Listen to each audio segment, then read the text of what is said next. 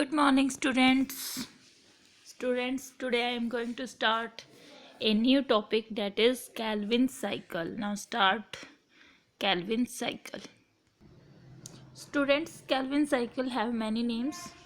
One is the Calvin cycle, C3 cycle, reductive pentose sugar phosphate pathway, RPSPP pathway. Student, there is a scientist, that is Melvin Calvin. Benson and their colleague used radioactive C14 and Corellia and Sandesmus algae to discover that the first CO2 fixation produced is 3-carbon organic compound, that is 3-phosphoglyceric acid, and their short form is the PZA. Later on, a new compound was discovered which contained 4-carbon compound, that is oxalic acetic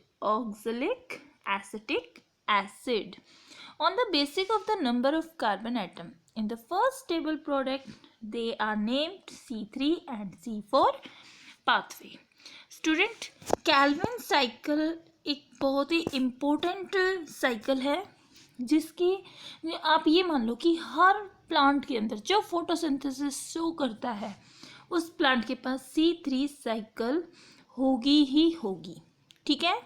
then C4 depend करती है कि वहाँ पे होगी या नहीं होगी, वो हम C4 साइकिल में करेंगे. ठीक है. अब देखो इसमें क्या कह रहा है ये सबसे पहले कोरेलिया एंड सैंडर्समस एल्गी, ये भी तो फोटोसिंथेसिस करते हैं. इनके अंदर CO2 का फिक्सेशन देखा गया था कि CO2 का फिक्सेशन होके जो स्टार्च फॉर्मेशन है वो सबसे पहले इन एल्गी में चेक किया गया था. किसने चेक किया? मेल्विन ने चेक किया. कैल्विन इसका नाम था साथ में, तो इसने अपने नाम पे ही इसको रख दिया कैल्विन साइकिल.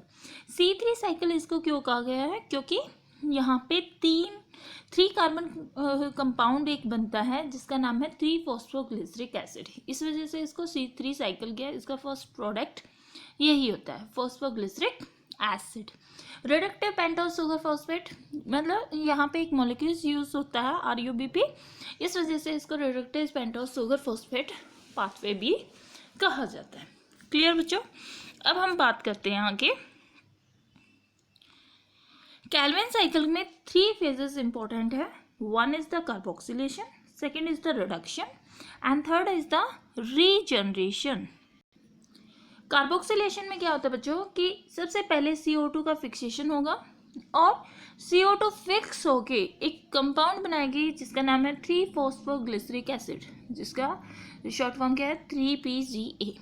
ठीक है. अब ये कह रहा है कार्बोक्सिलेशन ऑफ RUBP ओकर इन द एंजाइम. ये RUBP भी एक मॉलिक्यूल्स है जिसकी वजह से CO2 का फिक्सेशन होता है, और ये किस एंजाइम की प्रेजेंस में होता है?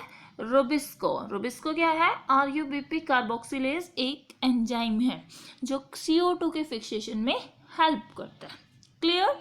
Result in the formation of, सबसे पहले यहाँ पे जो मॉलिक्यूल्स हमारे पास बनेगा वो 3-फॉस्फोग्लिसरिक एसिड का बनेगा, जिसके पास 3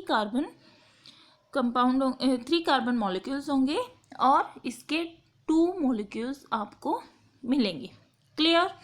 ओके. क्योंकि यहाँ से ये क्वेश्चन आते हैं कि इसके कितने मॉलिक्यूल्स आपको मिलेंगे. ठीक है. अब कह रहे हैं रिडक्शन. रिडक्शन क्या है? Is the series of reaction that lead to the formation of glucose. ये वो स्टेप है जहाँ पे ग्लूकोज की फॉर्मेशन हो रही है. 2 molecules of ATP and 2 molecules of NADPH, इन दोनों की जरूरत पड़ती है किसके लिए? 1 मॉलिक्यूल्स ऑफ CO2 को फिक्स करने के लिए. ठीक है. रिड्यूस करने के लिए यहाँ पे. अब कह रहे हैं जब हम ग्लूकोज की फॉर्मेशन करते हैं तो हमारे पास क्या होता है? C6H12 एंड O6, ये ग्लूकोज का फॉर्मूला है. ठीक है. तो हम जब फोटोसिंथेसिस की रिएक्शन लिखते हैं तो हम लिखते हैं 6CO2. तो यहाँ पे तो 1 मॉलिक्यूल्स है जो CO2 को फिक्स करवा रहा है. तो आप ये देखिए, जब आपको 6CO2 चाहिए तो आप ये कह सकते हो कि इस पूरी प्रोसेस को, इस ग्लूकोज के मॉलिक्यूल्स को बनाने के लिए आपको ये 6 टाइम रिपीट करनी पड़ेगी ये साइकिल। तो इसलिए ये कह रहा है 6 turn of this cycle are required for removal of 1 molecules of glucose from this pathway. Clear? अब कह रहे हैं रीजनरेशन। ग्लूकोज की फॉर्मेशन के लिए RUBP इम्पोर्टेंट है, ठीक है। RUBP है क्या? राइबोलोज 1,5 बेस फॉस्फेट, ठीक है, एक मॉलिक्यूल है, ये जरूरी है। क्यों? क्योंकि ये CO2 का फिक्सेशन करा रहा है। तो हमें क्या चाहिए? RUBP यूज हो जा रहा है बार बार में और हमें 6 टाइम करवाना है, तो हम इसका दोबारा से रीजनरेशन करा देते हैं। जब हम इसका रीजनरेशन करवाएंगे तो हमें 1 मॉलिक्यूल्स ऑफ ATP चाहिए, ठीक है बच्चों। अब देखते हैं हम ये साइकिल। देखो, सबसे पहले इन्होंने बात की कि 3 फेजेस यहाँ पर आएंगे, carboxylation, reduction and regeneration. Clear? सबसे पहले राइबोलोज 1,5 बेस फॉस्फेट, इसकी शॉर्ट फॉर्म लिख दें RUBP। क्लियर?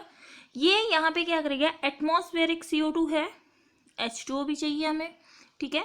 ये रिएक्शन क्या है? फर्स्ट पार्ट है, तो हम CO2 को क्या कर रहे हैं? फिक्स कर रहे हैं। यहाँ पे रूबिस को हमने क्या ले लिया? एंजाइम ले लिया, ठीक है। इसकी प्रेजेंस में CO2 का फिक्सेशन हो गया, जिसको इन्होंने नाम क्या दे दिया? कार्बोक्सिलेशन, ठीक है। तो सबसे पहले यहाँ पे क्या बन गया? 3-फॉस्फोग्लिसरिक एसिड, ठीक है। यहाँ पे इसके 2 मॉलिक्यूल्स आपको मिल गए, ठीक है। फिर इसके बाद ये किस में कन्वर्ट हुआ? 3-फॉस्फोग्लिसरेट में। अब ये नेक्स्ट पॉइंट है रिडक्शन का।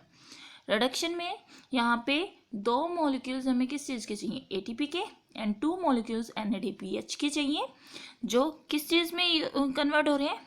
ADP एंड फॉस्फेट ग्रुप यहाँ पे रिलीज हुआ NADP+।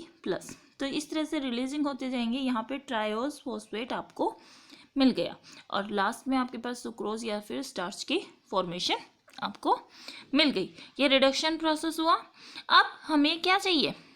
हमें राइबोलोज 1,5 बेस फॉस्फेट चाहिए, ये वाला पॉइंट। तो ये चाहिए, तो हम इस वाले पार्ट का रीजनरेशन यहाँ पे कराएंगे।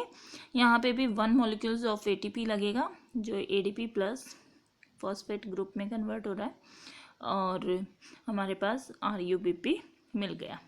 बच्चों, ये थी हमारी कैल्विन साइकिल। इस कैल्विन साइकिल में रिजल्ट क्या आता है कि हमारे पास 1 मॉलिक्यूल्स हमें ग्लूकोज मिल जाता है, ठीक है। अब देखो ये क्या कह रहा है? For every molecules of CO2 entering the Calvin cycle, 3 molecules of ATP चाहिए हमें, 2 मॉलिक्यूल्स NADPH चाहिए, to make 1 molecules of glucose, 6 turn of cycle is complete. So total energy required is, देखो इस चार्ट में ये पूरा दे रखा है कि इस प्रोसेस में यूज कितना हुआ? 6 CO2 यूज हुई, 18 ATP यूज हुए एंड 12 NADPH यूज हुए। आउट पूरा प्रोडक्ट फॉर्मेशन क्या मिला आपको? 1 molecules of glucose, 18 ADP and 12 NADPH आपको मिल गए। स्टूडेंट, ये था हमारा कैल्विन साइकिल। और नेक्स्ट क्लास वीडियो में हम करेंगे C4 पाथवे और Hatch-Slack पाथवे, ठीक है। Now thank you and have a nice day student.